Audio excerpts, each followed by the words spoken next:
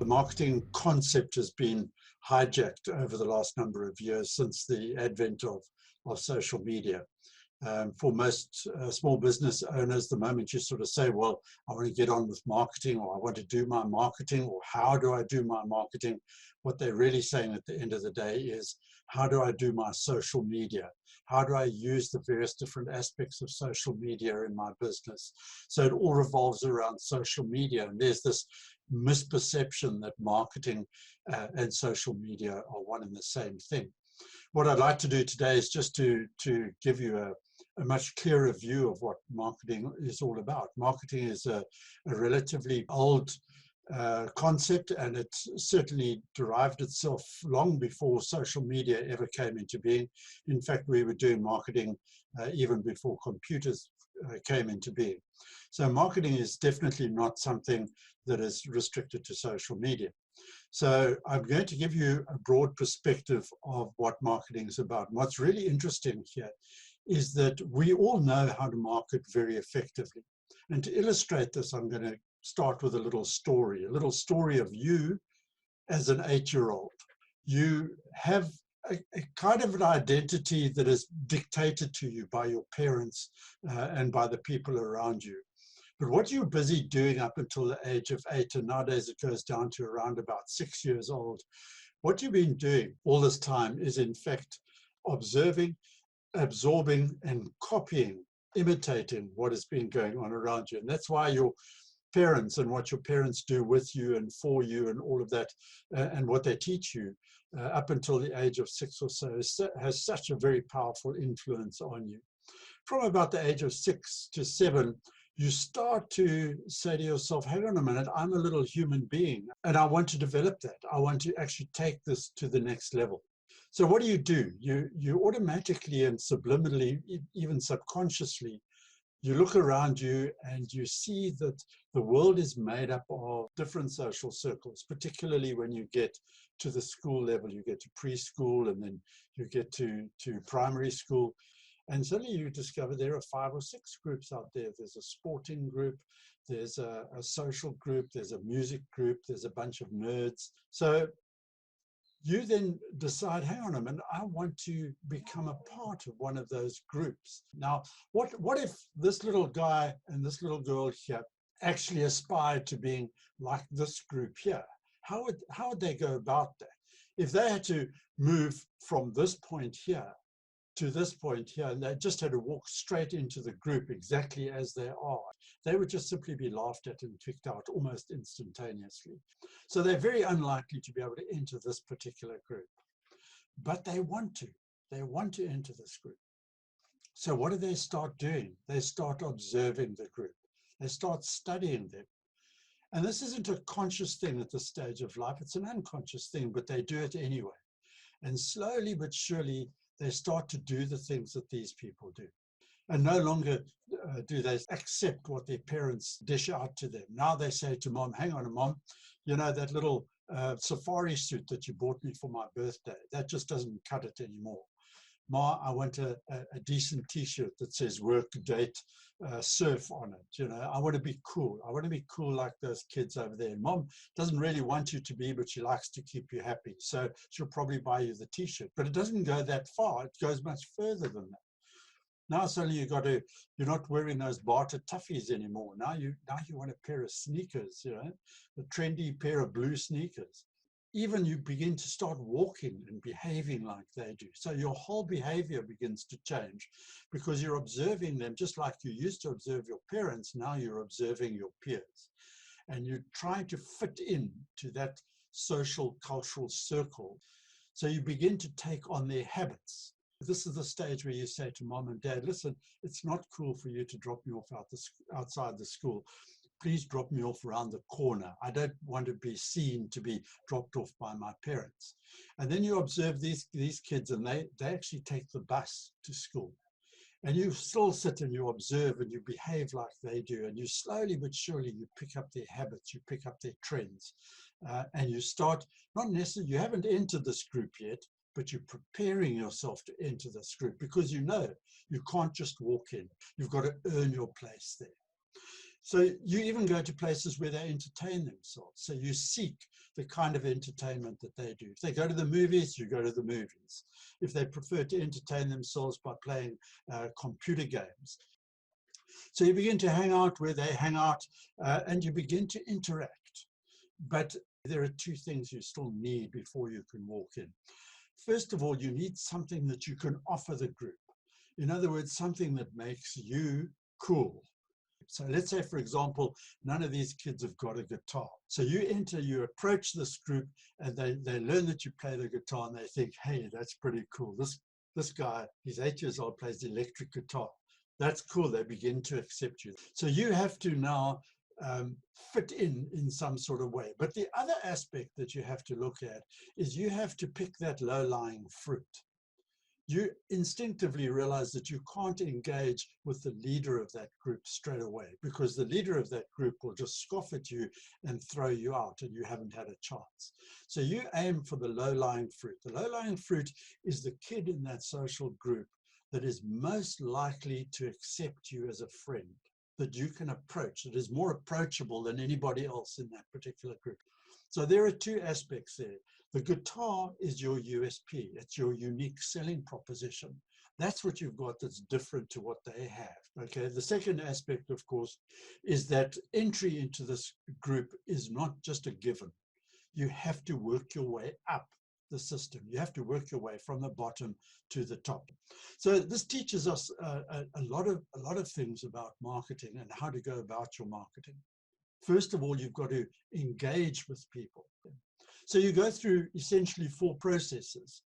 The one is prepare to attract. And notice the word prepare here, because this is the first part and the most important part of the marketing, is you need to prepare to attract your customers.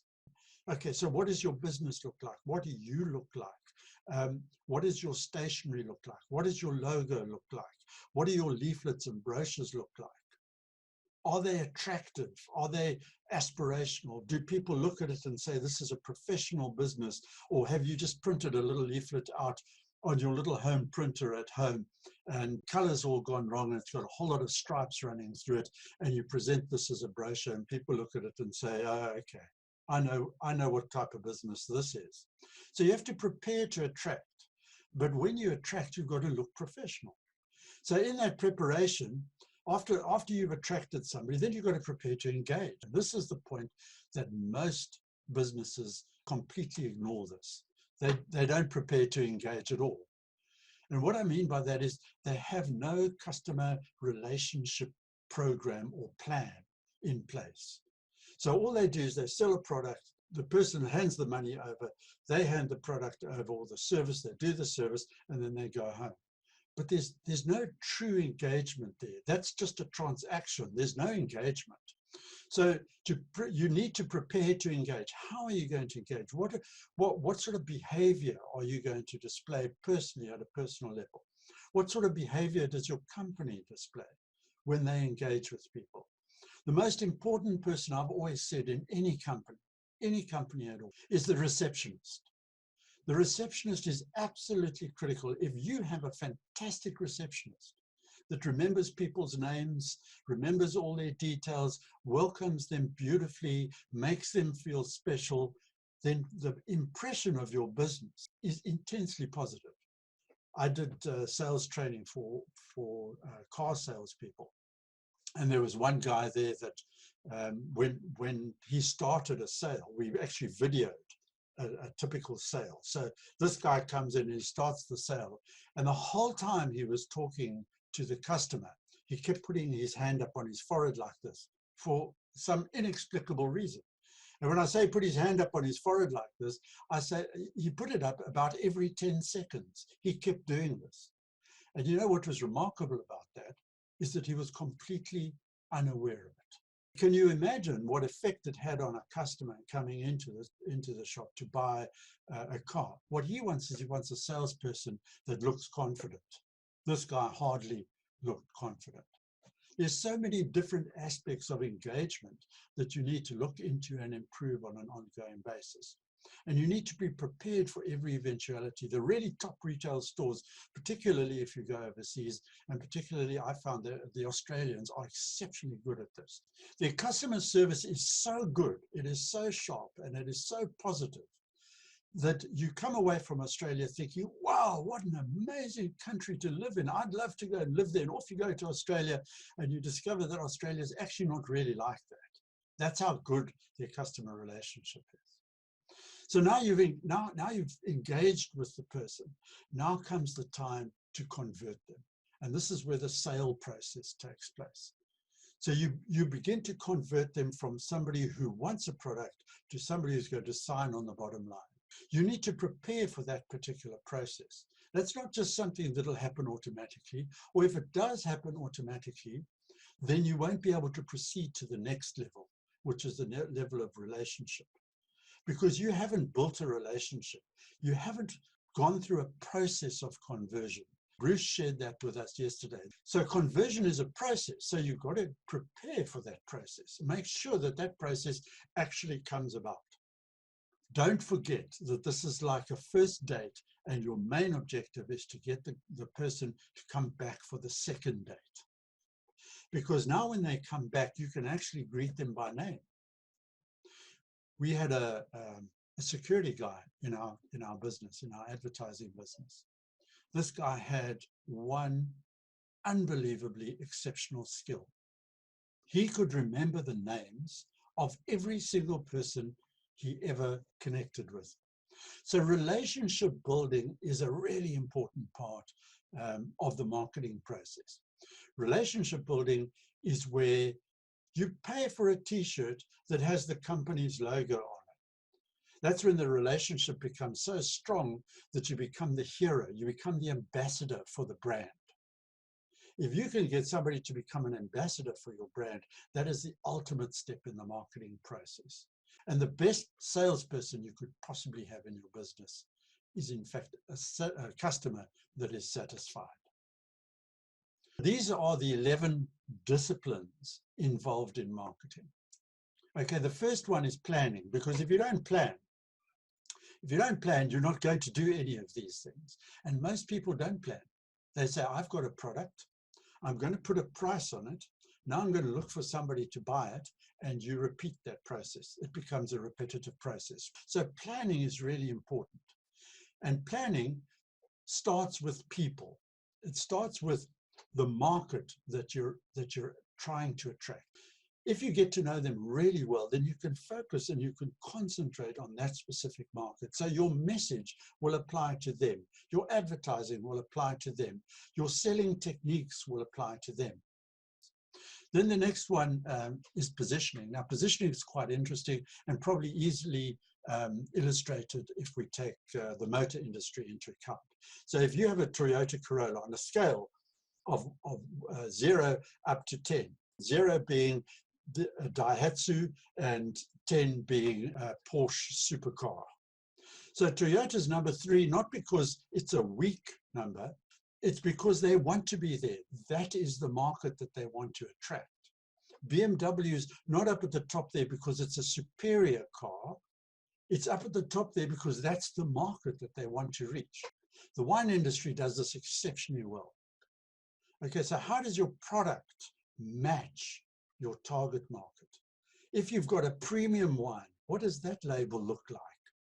Versus if you've got a stock wine, it'll look a lot cheaper on purpose because you want it to look cheaper because that's the market you want to reach. But your premium wine will look a lot more fancy. So your positioning and your market are now beginning to influence your product. You're starting to get your product right to suit that particular market. Can you see how the process goes step by step? After that, your product needs a promise. So now you've positioned your product correctly. It'll appeal to your market, but it needs a promise. What is different about your wine to anybody else's wine? What is that guitar factor? Okay, then the next people, you notice there are 2 people in the spectrum here. The next lot of people is in fact your staff. And for the person who operates on his own, for example, somebody who is a consultant, that is you. Then you've got the factor of price. And as I always say, there are only two price factors out there. It is a profitable price factor and a suicidal price factor.